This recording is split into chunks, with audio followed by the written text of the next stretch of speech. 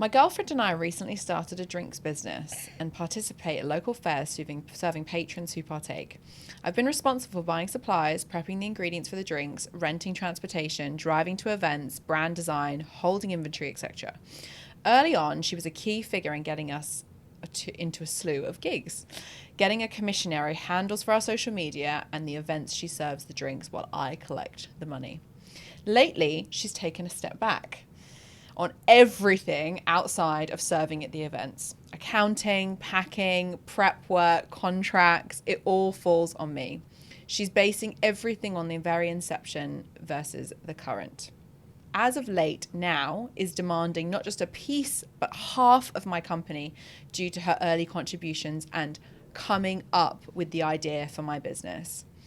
I honestly started this more so as a low pressure side business and a way to spend time and have fun together with her. I also didn't expect this question to spring up so early in the business.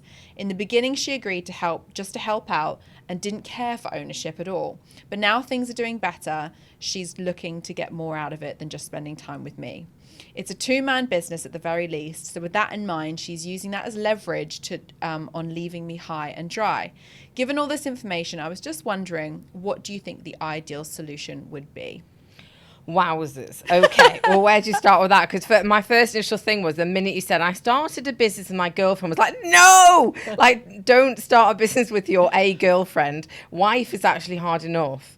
But actually, I have this massive thing about start your business on your own. Yeah. It's your business, one share, you own 100%. Now, there's loads of people out there that have said, well, I start with a partner or I start with somebody else and it really helped me. And I kind of really get that. But probably I really worry. The first thing I say to people, in fact, I was speaking to somebody only last week who was saying, starting this business with this person. I was like, and how well do you know them? Like, how long have you known them? Have you done your research?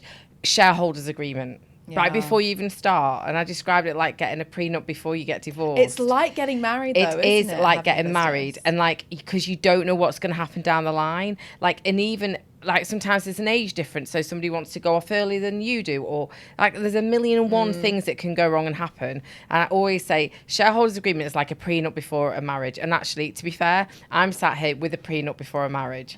So, and actually when I said it, and actually, to be fair, my husband said he'd really like a prenup. And I was like, why?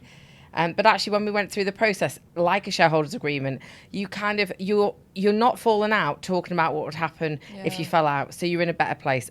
That disaster. Now I'm confused because at the beginning he said we start at 50-50. Yeah. So did he start at 50-50 or did he start at his? Because then he describes it as his business. Okay, so he said, just to clarify, he said, I started a business and she now wants 50% ownership, even though I finance the company and do a lot of the heavy lifting. So, like, to me, I think you're so right. Like, you need to trust people, first of all, that you go into business with. It is like a relationship. It's very much like a marriage. And I can speak to that from someone who's been divorced and had to get rid of shareholders. But it is like a marriage. And I think if someone's just started something and then you're there helping out, that's one thing. To then have a claim on that business is a completely separate thing.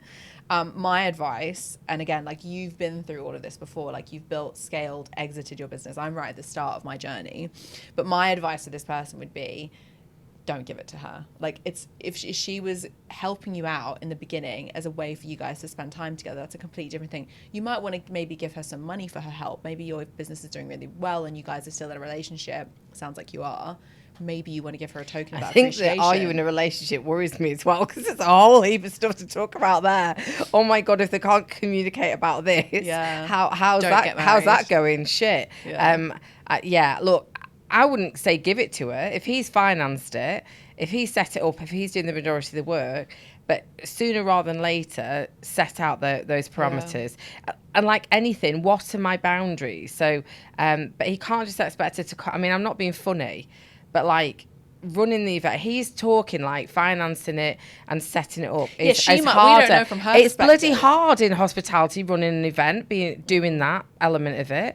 That like his bit's more important than her bit. If I was her, I'd be like, whoa, like if it is 50-50, and maybe she's just got pissed off. Yeah. Maybe she's actually saying the events are really knackering. Like I'm on my feet for 2 days solid.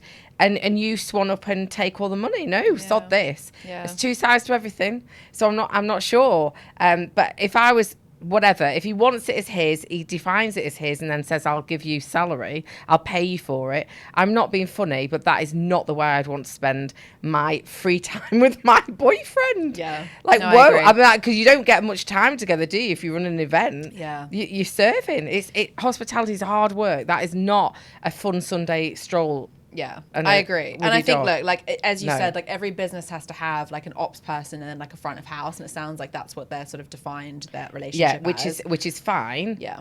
But I'm telling you, the amount of people that are in business with somebody else, and I worked for this recruitment business a million years ago, and I won't name names, but I mean, it was horrific. But actually, I watched 3 partners destroy each other on a regular basis. And there was one that he definitely thought he did more than the others. And do you know what? He probably was more of the brains behind it. He probably was, but the others weren't necessarily not putting effort in, you know, and you went into it at the beginning with these people. Honestly, it was just a disaster, and that was all. I've done more than you. Well, I did this. Oh my God, like that is not conducive to running a business. Yeah. I think define your roles, figure out whether or not you do want to have a business together. And if you don't, then define what that looks like. Yeah, 100%. And get a prenup. Yeah, and a shareholders agreement, which is the same thing.